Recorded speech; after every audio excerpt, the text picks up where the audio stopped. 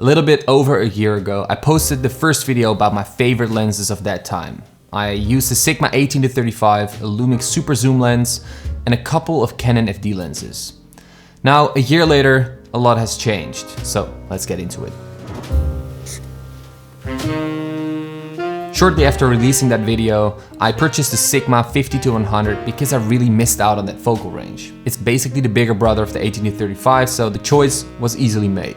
Then the pandemic hit, and I kind of spent all my money on lenses and on gear, so I was kind of a bad situation. But then I slowly started to receive some phone calls and made a little bit of money again. So I sold my Lumix Super Zoom and I bought a different zoom lens, the Sigma 100-400, because it's a lot sharper and the EF mount was something that I was looking for.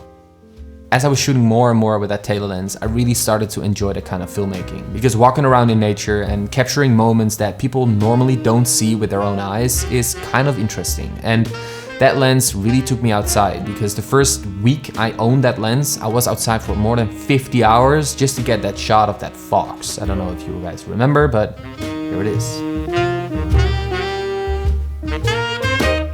Right now I'm doing a lot of research on vintage glass, and I recently purchased a very nice version of the Helios 44-2, bought it on Marktplaats, which is the Dutch, well, eBay kind of, and it's amazing.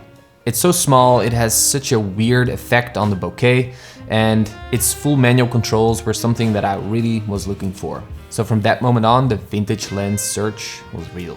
A few friends told me about contact Zeiss lenses, so I tested it out and I really liked it. But then my eyes fell onto these massive pieces of metal and glass, like our lenses.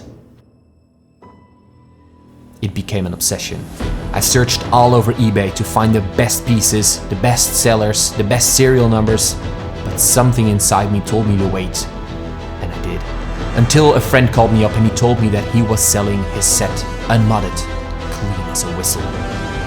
That was my chance, and I took it. Yeah, okay. Let's go back to reality. I mean, they're just lenses, you know. They're good lenses, but they're just lenses. God, they're beautiful.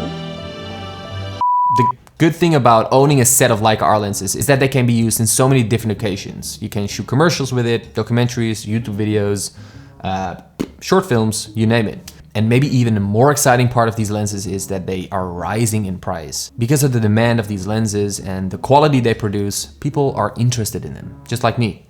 So having a set of these lenses is definitely a good investment. I also like it a lot because I am used to shooting on the Sigma lenses. You know, they're zoom lenses, very sharp zoom lenses, but these lenses have so much more character. They're primed, so I have to think differently because I'm not, you know, able to zoom in and out. Also, the image they produce, it's, I don't know, it's just so much more, you know, they're like creamy but sharp, but still they have a nice roll off and nice flaring, and yeah, I don't know, man.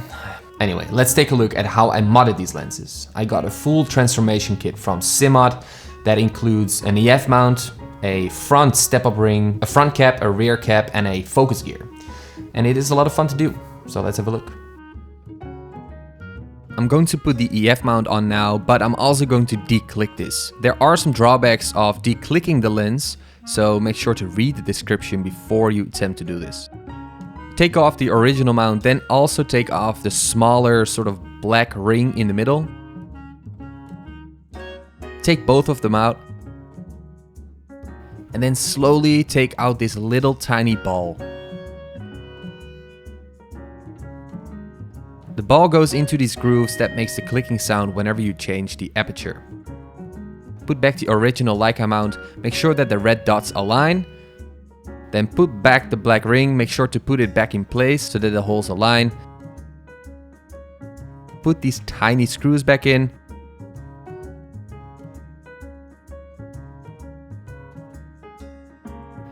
And then make sure to only put one screw of the original mount back in. Next, put the Cinemod mount on top of the original mount and screw all the screws that you can screw in there tight. Now, put the rear cap on, put the step-up ring on, then put your lens cap on.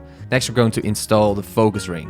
This is kind of frustrating because it needs a very snug fit, so you need to try out some different rings and some different sizes, but once you get it, you'll definitely feel it because it's very, very tight. And that's it. So from now on, you'll probably see a lot of work from me coming out using these lenses. I will also still use my Sigma lenses because my underwater housing is made for it. So I am definitely not gonna sell it. I, dropped it on the ground. Now it has scratches on the lens, so I am sending it off for repairing. Too bad, but I love the lens. I think it's a very nice tool for a specific situation, but for short films and for more cinematic projects, I will definitely use my Leica lenses. Also, I think it's a very cool thing that I can rent these lenses out, on jobs that I'm doing because they are so popular. The look of these lenses is so popular. Anyway, a question I'm curious to ask is, what is your favorite lens? Is it because it has a razor fast autofocus, or maybe because it's the only lens you own, which is totally fine. Let me know in the comments below. And with that being said, thank you so much for watching, and I'll see you next Monday.